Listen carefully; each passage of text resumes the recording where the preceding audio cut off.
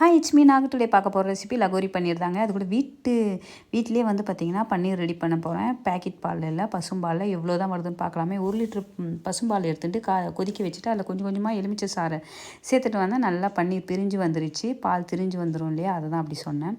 So நல்லா வடிகட்டிட்டு அலசிட்டு நல்லா டைட்டாக போட்டு கட்டிட்டு அது தலை மேலே வந்து பார்த்திங்கன்னா அம்மிக்கல்லை எடுத்து வச்சுட்டேன். அப்போ தான் அந்த தண்ணிலாம் இருந்து வெளியே வரும். ஸோ ஃபைனலாக வந்து பார்த்திங்கன்னா பன்னீர் ரெடி ஆகிடுச்சு. சின்ன சின்ன கட்டமாக கட் பண்ணிவிட்டு மஞ்சள் தூள், மிளகாய் தூள்லாம் சேர்த்துட்டு எண்ணெயில் நல்லா வறுத்து எடுத்துட்டேன்.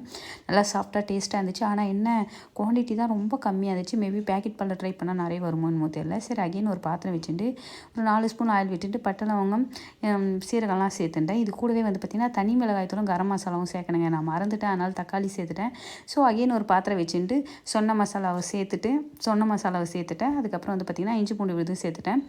அதுக்கப்புறம் வந்து பார்த்திங்கன்னா வெங்காயத்தை வந்து பார்த்திங்கன்னா எண்ணெயில் பொரிச்சு வச்சுருந்தேன். பூண்டு, முந்திரிலாம் அரைச்சி எடுத்துட்டு தயிர் போட்டு இந்த தக்காளி வதங்கி வந்ததில் இது கூடவே மிக்ஸ் பண்ணிவிட்டு ஒரு 2 நிமிஷம் போல் சிம்மில் வச்சுட்டேன். சிம்மில் வச்சதுக்கப்புறம் பன்னீரையும் சேர்த்துட்டேன். பன்னீரை சேர்த்துட்டு ஒரு 5 நிமிஷம் போல் சிம்மில் விட்டுட்டா நமக்கு தேவையான லகோரி பன்னீர் ரெடி ஆகிடும். அது கூடவே கொத்தமல்லிலாம் தூவிட்டுட்டு அடுப்பு ஆஃப் பண்ணிட்டா பன்னீர் ரெடி ஆகிடுச்சு.